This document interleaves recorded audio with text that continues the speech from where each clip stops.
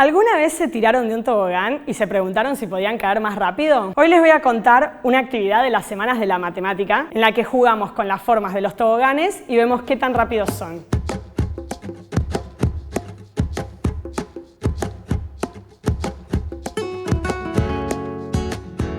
Agarramos dos puntos y dibujamos un tobogán entre ellos.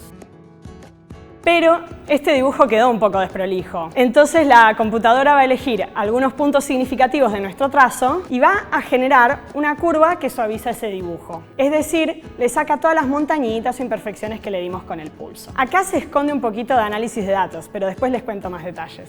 En pantalla se ven estas tres cosas: el dibujo que hicimos, los puntos significativos y el trazo suavizado. Ahora que tenemos la curva suavizada, podemos probar nuestro tobogán. Lo que estamos viendo es una animación de cómo caería una pelotita. Como podemos ver, el tiempo de caída es de 0,81 segundos.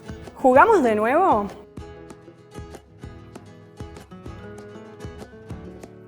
Nuevamente, suavizamos la curva y simulamos la caída. Ahora tuvimos un tiempo de 0,71 segundos, así que ganó este tobogán. Este problema fue planteado por el matemático Johann Bernoulli en el año 1696 como un desafío para las grandes mentes de la época. Además de plantear el desafío, Johann quería dejar mal parado a su hermano Jacob, pero no le salió porque Jacob y Johann llegaron a la misma solución, pero la de Johann tenía un error en su argumento, por lo que intentó robarse la versión de su hermano y pasarla como propia.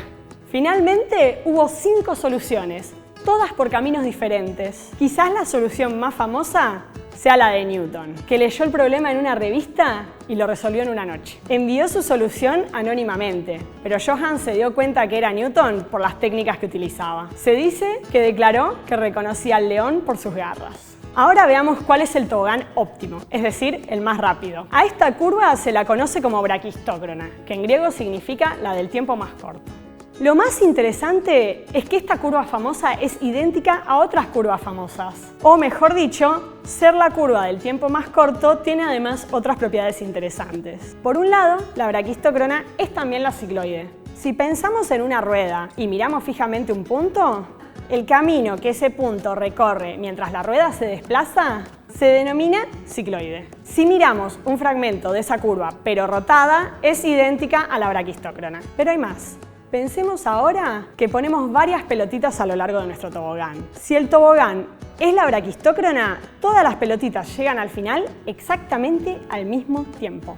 Esta curva es la respuesta a otro enigma famoso planteado por Huygens unas décadas antes de que Bernoulli planteara su desafío. La curva que tiene esta propiedad es la tautócrona, que viene del griego tautos, mismo o igual, y cronos, tiempo. El problema de la braquistócrona produce el surgimiento de una nueva rama de la matemática, el denominado cálculo de variaciones. En matemática, normalmente buscamos máximos y mínimos a una determinada función, mientras que en el cálculo de variaciones buscamos funciones que minimicen ciertas cantidades. El estudio de estos problemas trajo a su vez muchos avances en el área del cálculo infinitesimal, gracias al trabajo de grandes matemáticos del siglo XVIII. Buena parte de la matemática moderna tiene su origen en este desafío. Volvamos al análisis de datos que les prometí. El proceso de suavizado que hacemos sobre el trazo es una forma de análisis de datos. Tenemos datos, los puntos que la computadora tomó del recorrido del mouse, que vienen inevitablemente con cierto ruido, en este caso debido al pulso del participante. Para que ese ruido no arruine el juego, procuramos limpiarlo, pero queremos respetar la tendencia general del trazo. Primero detectamos los puntos significativos y después rellenamos trazando una curva suave que reemplace la curva irregular. A esto se lo llama interpolar.